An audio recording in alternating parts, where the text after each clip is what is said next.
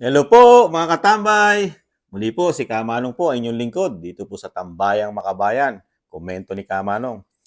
Ito po, magkukomento po tayo muli dito po sa ito pong nakaraang balita mga katambay. Ang talagang sinasabing sobra-sobra pong pera at talaga isang damukal na pera po ito na hawak po nila na sinasabing hindi man lang ginagalaw o itinutulong sa ating mga Pilipino. Itong ganito kalaking pera mga katambay. Umaabot po ng 173 billion pesos po ito. Napakaraming pera po nito. Pero naka-stack lang po ito sa PhilHealth. Ito pong 2023 po ito mga katambay, itong pera na ito. Paano pa po itong 2024 mga katambay? Napakarami pong pera ng PhilHealth.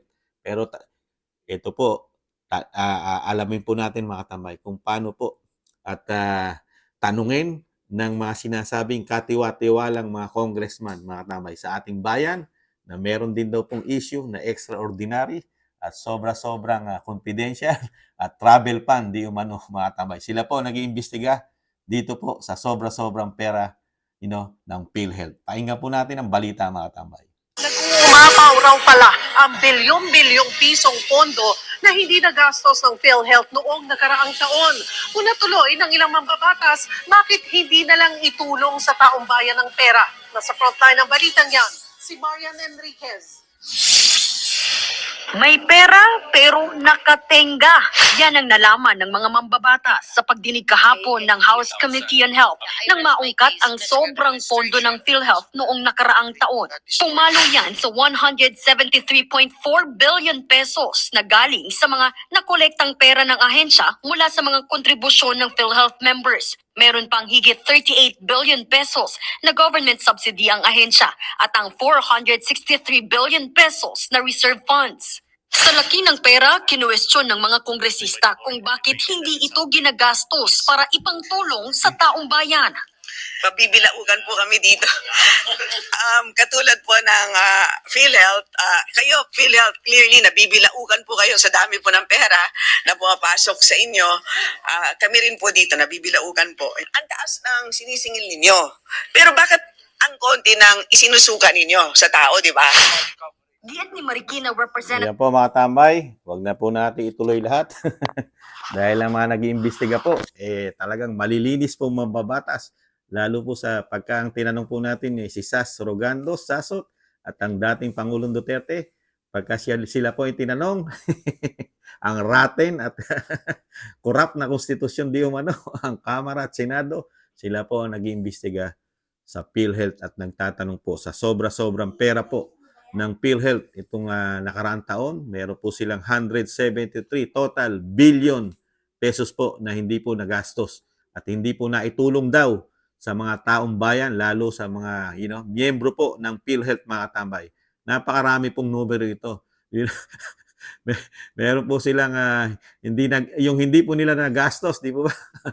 Yung 2023 173.4 billion pesos. Meron pa silang government subsidy, yung subsidy, 38.8 billion mga katambay at meron pa silang 463 billion pesos ang reserve fund. Napakarami pong pera nito mga katambay, 38.8 billion pesos yung government sa subsidy. Tapos meron pa silang hindi nagagastos pa na 173.4 billion at meron pang 463 billion pesos reserve fund. Ganun po karami ang pera po ng PhilHealth na talagang, ang tanong lang po ni Kamanong, hawak pa po ba kaya ito ng PhilHealth, itong mga numero na ito, lalo po nung 2023 na hindi po nagastos, ito pong 173.4 billion pesos mga tambay. Kumpleto pa kaya itong numero na ito na hawak ng PhilHealth, mga katambay. Hindi kaya ito, di umano. Wala na at malaki na ang bawas. Dahil po, pagka ang kinausap natin si Sasot Rogando sa dating presidente, nawawala ang pera po at hindi malaman dahil hindi po nagbibigay ng resibo, di umano. Lalo sa Kamara at Senado at hindi pwedeng i-audit. Kaya ito po, nakakalungkot po mga tambay. Nalulungkot lang po si Kamanong sa sobra-sobrang ganitong pera na napupunta po sa ahensya, lalo po itong PhilHealth. Dahil ito po, naniningil po ito naniningil po sa ating itong PhilHealth, sa ating mga Pilipino po ito. Nagbabayad po tayo dito, lalo po kung tayo po may trabaho, mga tamay. Antimano po, inaawas po sa atin ng PhilHealth, di ba? Yung may pag-ibig at kung ano-ano pa mga taxes pa, kasama pa tax, di ba? Mga katamay. Pero ganito po pala. Pero yung serbisyo po ng PhilHealth, hindi po sumasapat sa atin, di ba? Lalo sa paggawa at pagtulong. Pero sa kabila nun, sobra-sobrang pera at pondo po pala ang nahawak nila na hindi nagagastos, mga katambay. Ang paggawa ay kulang na kulang. Kaya nakakalungkot po, mga katambay. Pagka ganito, puro numero, kilalaki. At sana lang po, itong ganitong kalaking pera na nababanggit ni Kamanong at ng balita na sobra-sobra, halos sa daan-daang bilyon po ito. Sana hindi po ito magamit ng, sa politika.